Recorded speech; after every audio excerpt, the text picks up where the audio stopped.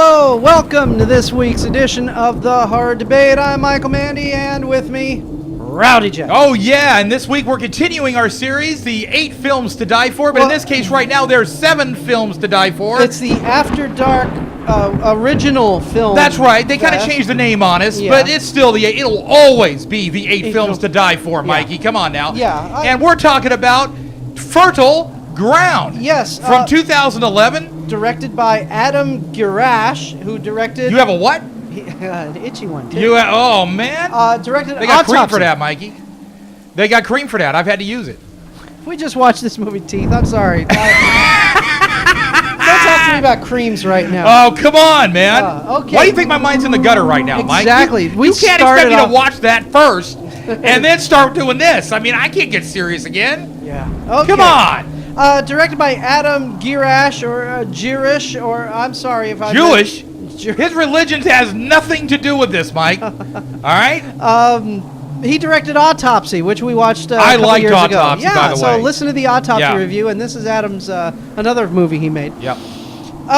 This is another movie he made, like some guy that kills people. Yeah.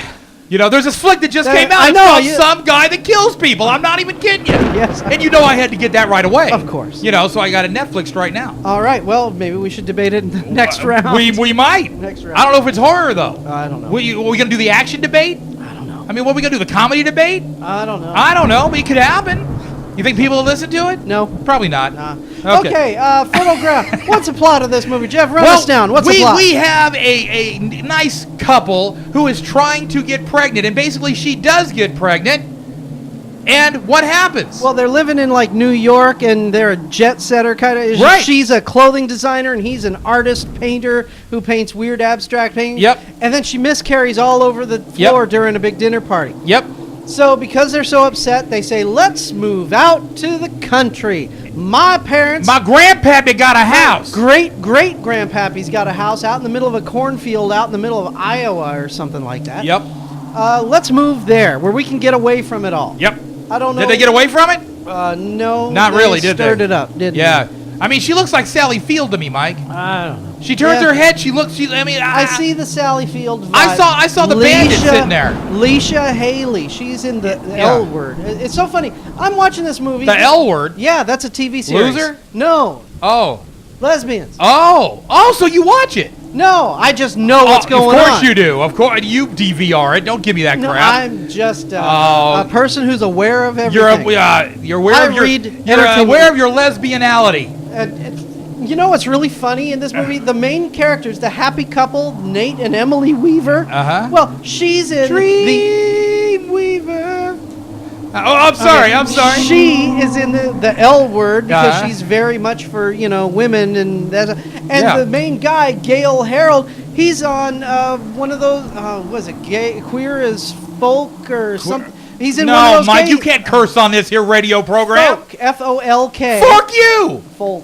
Oh, folk. Okay, you got to watch how you pronunciate that. Yeah, but the funny thing is, they play a married couple, and it's like when I watch this movie, the opening scene, they're at the dinner, and they say, let's raise a toast because she's pregnant, and he holds the glass up, and just the way he held it up, I just went, that dude, that's for the other team. Yeah. And then they played a married couple, they're huggy and kissy and everything, and I'm just going, she don't look right. And then throughout the movie, they do this love scene, and love scene. And I'm just watching going, I bet that was uncomfortable for both of them. Well, you know what was uncomfortable for me, Mike? It was distracting for me throughout the whole movie. You know what was uncomfortable for me, Mike? Watching this chick bleed all over the freaking joint, right? I mean, all over the floor? Yeah, that was it was affecting, man. It was like, she played it really well, though. Oh, yeah. With the pain and everything that she was getting on her face. No, when she was upset and she was losing her mind and she was freaking out. Losing my mind. She really let it all out there. I mean, I give props. I have a lot of music in my head today, Mike.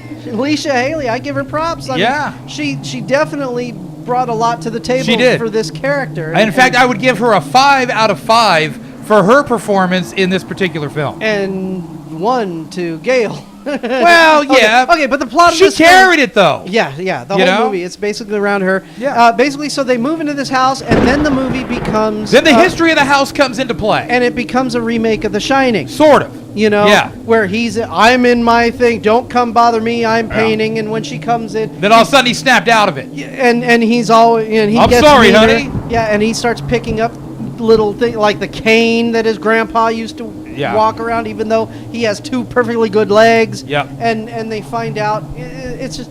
To me, this movie was a cheap rehash of The Shining. I wouldn't go that far. I think it borrowed some elements from The Shining, but I thought it stood well on its own. The pregnancy angle was good. The gore level, I was surprised, was actually pretty good.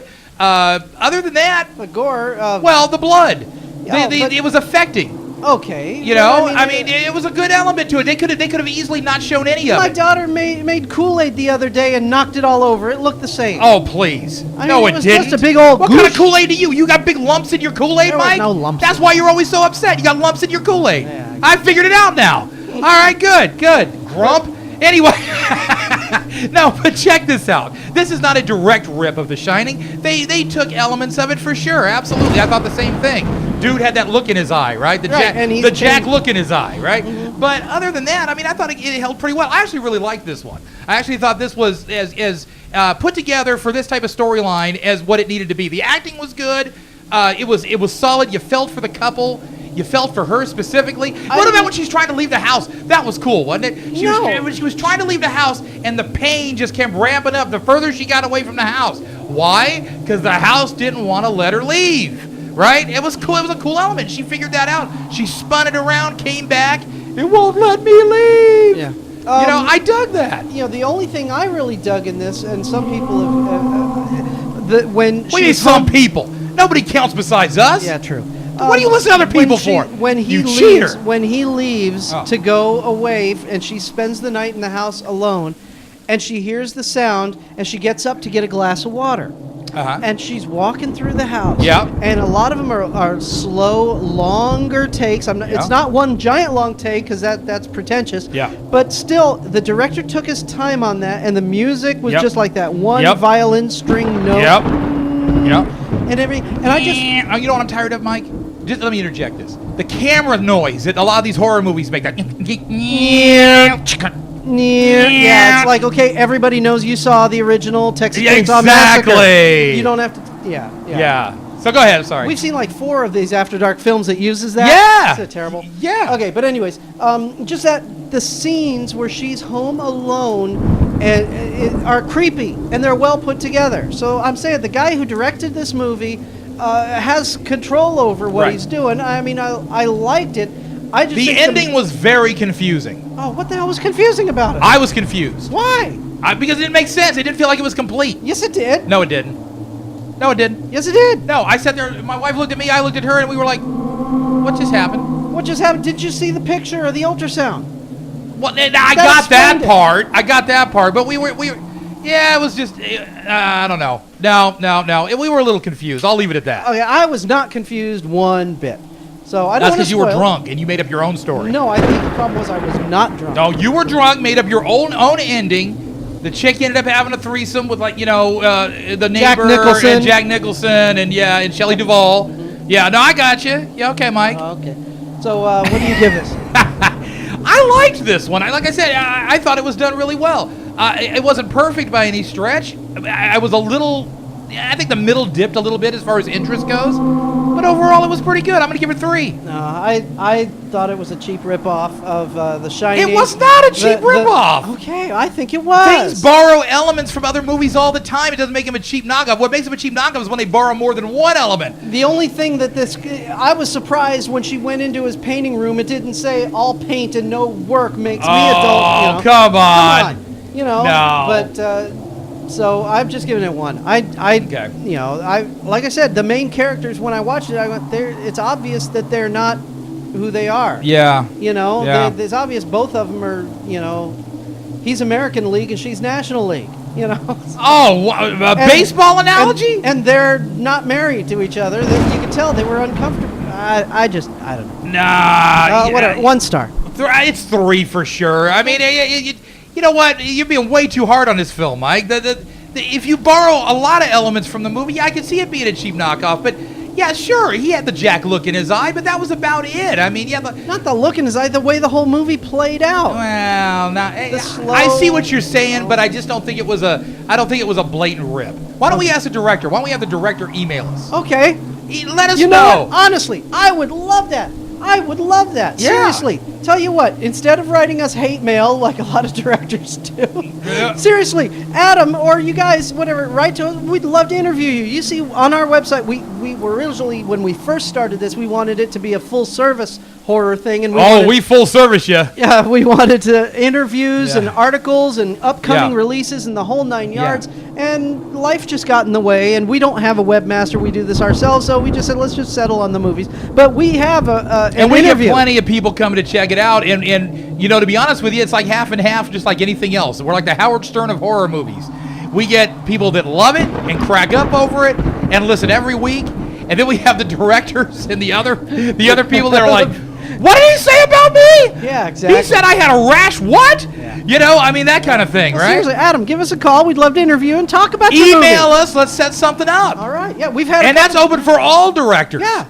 Remember the director? Remember the guy who did Rage? Yes. And how nice he was. Very nice. And we thought his movie was great, and we just had a really good rapport going. Yeah. We would love to interview a guy like that. I even wrote to him and said, "Let us know what you're doing next. Yeah. We'd love to hear from you." Yeah. You know. So yeah. So anyway. We even want the guy from Wrong Turn 2 to write in. Sure. Hey. Write us back and tell us what you really think this time. Joe. Yeah. What do you really think? Joe Lynch. Yeah. And also, I want to ask you, isn't it very cool that your buddy made a really cool movie, Frozen, and named one of the characters after you? Exactly. I think that's awesome. You know what? I can't go on the freaking lift at Santa Cruz anymore because I saw freaking Frozen, and they stop it up there in the middle. You're just hanging there, and I'm like, no. First of all, I'm 6'2.5", 250 pounds. Okay, I don't feel comfortable being suspended by a little pole. A little wire. A little wire and a little pole holding me up. Okay, but after I saw Frozen, that was it. It was over. I wasn't going up there. So that movie was effective just for that. It's a good movie. Because if I had to jump down, I'd be landing like on top of the Twinkie stand and all this. The deep-fried Twinkie stand. Deep-fried Twinkies. You know what? No, I don't like deep-fried Twinkies because all the cream filling just vanishes from it. But you like... I like the deep-fried peanut butter and jelly. Oh, I haven't tried that. Yeah, that's really good. Is that good stuff? I love the deep-fried peanut butter jelly. I had the cheesecake. Yeah? Cheesecake was good, man. I'm not a cheesecake fan, but my kids loved it. My wife loved it. You're missing out, Mikey. Deep-fried peanut butter and jelly. Let's get out of here and go to Santa Cruz. I got a season pass. Me too. Let's go. Exactly. We're out. But isn't like Eddie Money playing next weekend? Eddie Money's playing in 2 weeks. Cool. We saw John Waite last night. I know. I wanted to go see He rocked the joint. I'm sure he did. John Waite. Baby, when I see you smile. Oh, that song doesn't rock. At me. He's got more rockin' songs. Yes, he does. Yes. But anyways. Change. He and Neil Schon should get back together and do shoot. Hey, he's done with Sean, man. I think Arnell's even done with Sean at this point.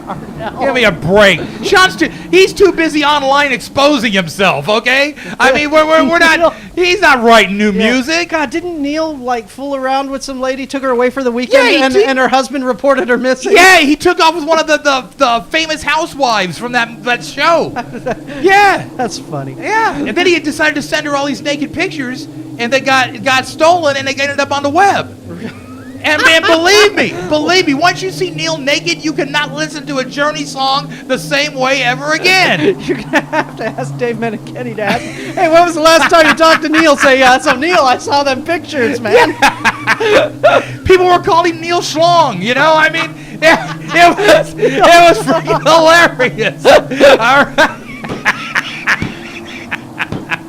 Anyway, I mean, come on now. I mean, even David Lee Roth, as goofy as he is, he doesn't sit there and expose himself, right? I mean, Neil, it's like Neil didn't know what a cell phone was, you know? Yeah, okay. You know, these can't get stolen. No way. I'll just send these out. Yeah. No one will ever see. Nobody will ever know. Yeah. Wow. Oh, boy. Anyway, 3-star movie, Mike. You know, didn't someone... 5 stars for Neil, though. Didn't someone mention a few weeks ago that they listened to our review and they said, first you start on this horror movie and then you go into a debate about Pringles. I love it. And we did. I listened back to it. You can't get us started talking about anything. See, now we're talking about this horror movie about this woman who has a stillborn miscarriage all over the floor, and now we're talking about deep fried peanut butter and jelly. And this is the way it is. We wanted this show to be just like two dudes, two horror fans, driving in a car somewhere and talking. And this is exactly what me and Mike used to do before we did the debate. Yeah. Right? 6 years ago or 7 years ago, before we started this thing, we would sit in the car, and this is how our conversations would go. Yeah, and that's why people said, dude, you should record that. So we said, well, let's do it. Okay, why not? But, you know, our biggest fear was, as soon as you hit that record button, we're going to go, how was that movie? Oh, it was good. And we did do that. Yeah. If you listen back to our old debates, like the first ones, hi, I am Jeff Rowdy J. And hello, I'm Michael Mandy. And this is the horror debate. And we're going to debate a movie by an Italian director. And I'm going to remove the stick out of my anus. You know, we had to do that, you know? Oh, boy. But we had to go through that process to learn. You learn. You know, I mean, Jim Rome wasn't Jim Rome back in the day. He wasn't as crazy. Howard Stern even was more tame when he first started. You know, he had to get comfortable. Now we're comfortable. Yeah. That's the problem. Now we're comfortable. We can joke around. But you know what? Some people have even said, and some people didn't like it, you know, that we stray or they make fun of it. But a lot of people like it because it's like you're sitting in a room with two dudes. And they've actually written and complimented us on it. So anyway, not to pat ourselves on the back or the butt or anything like that, but just to say, hey, that you know, that's Get the truth. your hand off my butt. Hey, but it's so tight though. Okay, so anyway. Mikey, we got to wrap this up. All right. Give it your 1 star. I'm giving it my 3 stars. We're out of here. We're hitting the boardwalk. All right, I'm Michael Mandy. He's Rowdy Jeff. We'll talk to you next week at the horror debate. Yeah.